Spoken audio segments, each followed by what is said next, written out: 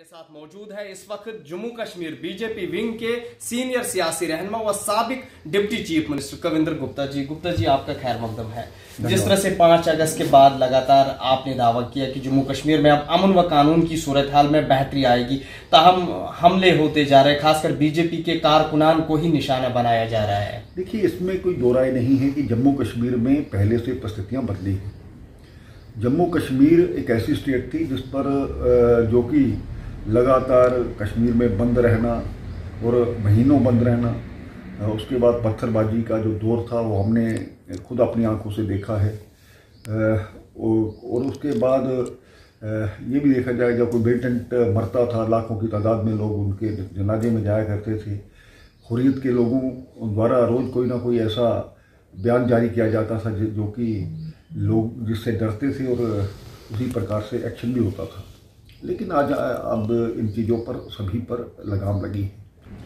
जम्मू कश्मीर में डीडीसी के जो बीडीसी के इलेक्शंस हुए, गुप्ता जी, तामीर तरक्की के बावजूद बात फिर से करेंगे सियासी सरगर्मियों की कि जिस तरह से आप कह रहे थे, तो हम कुछ हमले हो रहे हैं, संगबाजी भी हो रही है, स्टोन पेल्टिंग भी, पुलवामा डिग्री कॉलेज हो, जामा मस्जिद श्रीनगर हो या दीगर उन मुकामात पे जहाँ पे तसादुम आ रहा है या होती है, वहां पे संगबाजी होती है। और इस वक्त भी शोपियान में एक एनकाउंटर जारी है, चल रहा है। देखिए, 100% ये खत्म हो चुका है ऐसा नहीं है।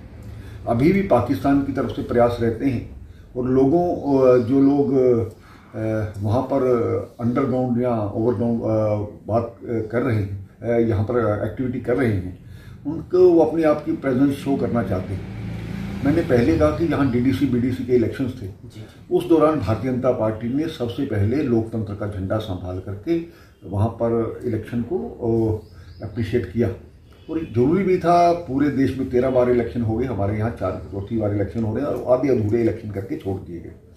तो भारतीय जनता पार्टी क्योंकि लोकतंत्र की समर्थक है, बाकी जो हमारी विरोधी पार्टियां हैं उन्होंने भी बुझे हुए मन से वहाँ पर पार्टिसिपेट तो किया। भारतीय जनता पार्टी सबसे बड़ी पार्टी उभर करके आई और लोगों ने बहुत ज़्यादा तादाद में जो पोलिंग हुई है, ये अपने आप में एक ज़रूरी है कि इसलिए कारण यही है कि इस पर बीजेपी के लोगों पर हमला करना, क्योंकि वो राष्ट्रवाद की धारा को लेकर के वहाँ पर करते हैं झंडे, और इसमें कोई लोग इन्वॉल्व नहीं है, ऐसा नहीं है। सरकारी इमारतों पे अभी भी नोटिफिकेशन आती है सरकार की तरफ से, जम्मू कश्मीर इंतजामिया की तरफ से, कि इमारतों पे अब भारत का तिरंगा वहां पे लहराना चाहिए। मन की बात, क्या लोग दिल से मन से तैयार नहीं थे वो तिरंगा लहराने के लिए, कि बीजेपी अब यहाँ पे लोगों को ये कह रही है कि आप जबरन यहाँ पे तिरंगा लहराओ? डर का माहौल जो पैदा किया गया था, उसके कारण से ऐसी चीजें ज़मीनी स्तर पर नहीं थी। लेकिन गवर्नमेंट की नोटिफिकेशन के बाद ये तो है। और हम ये कहें कि 100% लोग यही चाहते हैं, ऐसा नहीं। वहाँ पर 2-4-5% लोग हैं जो भारत के समर्थक न होकर के आज भी कुछ विदेशी ताकतों के हाथों में खेलते हैं। बाकी सब लोग वहाँ पर अमन चैन चाहते हैं। ये कश्मीर का जो कल्चर देखिए, सूफियाना कल्चर था।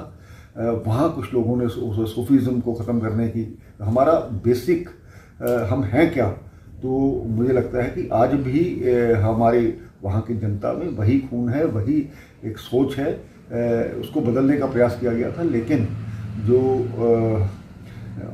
उनको ऐसा नहीं बदल सके। आज भी लोग डर के कारण से वो ऐसा माहौल पैदा होता था जिसके कारण से लोग उनका कहना, दीगर सियासी जमातों का कहना है कि कश्मीर को सियासत का मुद्दा पूरे मुल्क में बीजेपी बना रही है। खासकर तिरंगे की सियासत जम्मू कश्मीर से शुरू होती है और वेस्ट बंगाल के इंतखाबात में भी आप लोगों को यही दिखा रहे हो कि हुब्बुल वतनियत का प्यार और जज्बात, इन्हीं लोगों स्लोगनों के साथ बीजेपी लोगों को मदऊ करता है। देखिए, ये जो सारे हालात पैदा किए बीजेपी ने पैदा नहीं किए।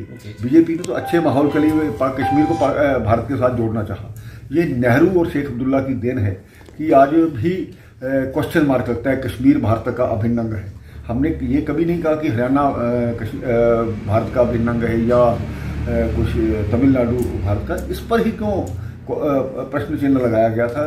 तो उसी कारण से आज उस चीज़ को ख़त्म किया गया है। ये सारी चीज़ें जो एक मानसिकता बदलने की कंसेप्ट जो था वो बदलने की कोशिश की गई थी, तो उसी कारण से आज वो स्थितियां उनको लगता है। लेकिन ये स्थितियां लोग चाहते हैं इस चीज़ को, उन्हीं ये लोग समझेंगे और धीरे धीरे उसी लाइन पर आएंगे। भारत माता की जय कहने वाले लोग वहाँ आज भी उपलब्ध हैं। गुप्ता जी, आखिरकार क्या जरूरत पड़ी जम्मू कश्मीर इंतजामिया को ये हुक्मनामा जारी करने की कि इमारतों पे, सरकारी बिल्डिंगों में हम झंडा लहरा रहे? और MOS डॉक्टर जितेंद्र सिंह जी भी ट्वीट करते हैं, वो कहते हैं कि पहली बार तारीख में श्रीनगर के प्रेस एनक्लेव में झंडा चढ़ाया गया, लहराया गया। क्या झंडा इससे पहले वहां नहीं लहराया जाता था?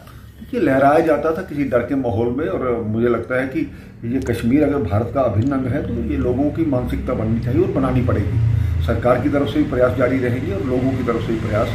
अब जो देश भर से वहाँ पर लोग आते हैं, जब उनको लगता था कि नित्य प्रति यहाँ पर पाकिस्तान के झंडे चढ़ते हैं और वाकई में जो भारत का झंडा चढ़ाता था उसको मेरे सामने हुआ है। मैंने एक बार तो DG साहब को वहाँ डायरेक्शन दी थी कि उन लोगों को छोड़ा जाए जो भारत का झंडा फहरा रहे थे लाल चौक पर। उनको मैंने ये अपने स्पीकर की कुर्सी से बैठ करके ये डायरेक्शन दी थी, तो उसको छोड़ा गया। तो कहने का ये मतलब है कि कुछ चीजें देश हित में लागू करना जरूरी थी, उसको किया गया तो अच्छी बात है। तिरंगे की सियासत से बाहर आते हैं। अभी सुप्रीम कोर्ट का एक डिसीजन आया है रोहिंग्यास को लेके, इन्हें डिपोर्ट किया जाए। तो हम आप देखिए, ये जो फैसला आया है ये ऑनरेबल सुप्रीम कोर्ट का वर्डिक्ट है और इसका स्वागत करना चाहिए। हिस्टोरिकल फैसला है।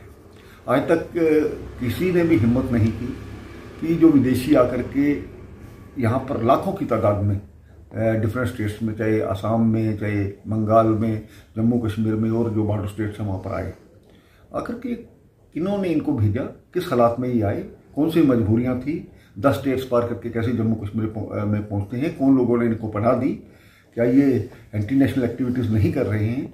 ये भारत कोई धर्मशाला नहीं है कि कोई भी आकर के यहाँ पर बच जाएगा।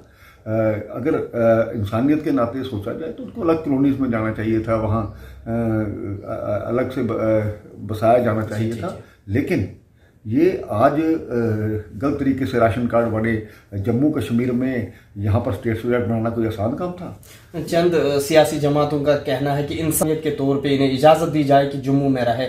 उन सियासी जमातों के लिए क्या कहना चाहिए? वो सियासी जो जमातें थी उन्होंने 70 साल में वेस्ट पाकिस्तानी रेफ्यूजीज को उनके हक में कभी नहीं बोले, वाल्मीकि समाज के हक में नहीं बोले, गोरखा समाज के हक में नहीं, और भी यहाँ पर लोग थे। इससे धर्म या किसी कौम का नाता नहीं है। इसमें ये देखना है कि कौन से लोग किस प्रकार से किस लिए यहाँ पर आए। तो इसलिए बड़ा जरूरी है, जम्मू कश्मीर को धारा 370 के दायरे में रख करके ये गुमराह करते रहे, आज उनका मन को पसीज रहा है, इसलिए कानूनी दायरे में उनको वापस भेजना जरूरी है। बहुत बहुत शुक्रिया। ये कि हमारे साथ कविंद्र गुप्ता जी, जिन्होंने कहा कि बीजेपी ने हमेशा से मुल्की मफाद की बात की। ET भारत उर्दू के लिए जम्मू से मैं मोहम्मद